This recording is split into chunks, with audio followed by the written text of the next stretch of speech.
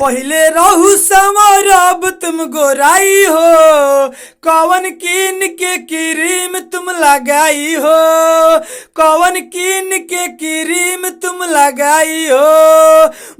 तो चलिए दोस्तों, आपको मेरा थंबनेल देख कर है गाना सुन के पता चलिए गया होगा कि नीलकमल सिंह के ट्रैक मलाई खाती हो कि मुंह में लगाती हो, इसी ट्रैक के पंच लाइन लेते हुए न्यू ट्रैक नया अंदाज में लिखे हैं, बिल्कुल फ्री में गाना वो आपके लिए लिखे हैं। अगर आप सिंगर हैं तो इस गाने को गा सकते हैं, रिकॉर्डिंग करवा सकते हैं, बिल्कुल फ्री में गाना लिखे हैं। तो चलिए गाना को स्टार्ट करने से पहले चैनल पर नए हैं तो सब्सक्राइब कर लीजिए, लाइक कर दीजिए। चलिए गाना को स्टार्ट करते हैं। स्क्रीन पर देखिए, लेट्स गो।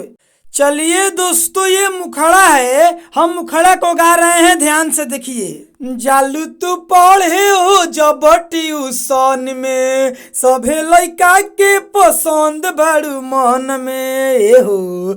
जालू तू पढ़े हो जब ट्यूशन में, सभे लइका के पसंद बड़ू मन में। पहले रहू समर अब तुम गोराई हो, कवन कीन के क्रीम तुम लगाई हो, कवन कीन के क्रीम तुम लगाई हो।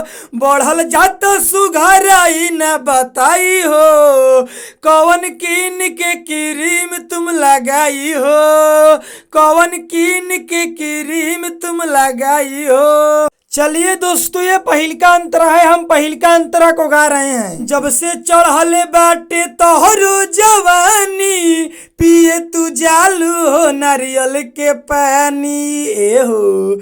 जब से चढ़ले बाटे तोहरो जवानी, पिए तू जालू हो नारियल के पानी। सेटे कैले बाटे पानी न बताई हो, कवन कीन के क्रीम तुम लगाई हो, कवन कीन के क्रीम तुम लगाई हो। बढ़ल जाता सुघराई न बताई हो, कवन कीन के क्रीम तुम लगाई हो, कवन कीन के क्रीम तुम लगाई हो। चलिए दोस्तों, ये दूसरा का अंतरा है, हम दूसरा का अंतरा को गा रहे हैं। इंस्टा पर करेलू तू ट्रेंड हो, राइटर राजा बाड़े तोहरे फ्रेंड हो ए हो।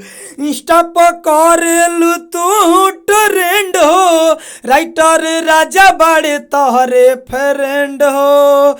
है सिंगरों के बात में फंसाई हो, कवन कीन के क्रीम तुम लगाई हो। पहले रहू समर अब तुम गोराई हो, कवन कीन के क्रीम तुम लगाई हो, कवन कीन के क्रीम तुम लगाई हो। अरे बता दीजिए, घट नहीं जाएगा।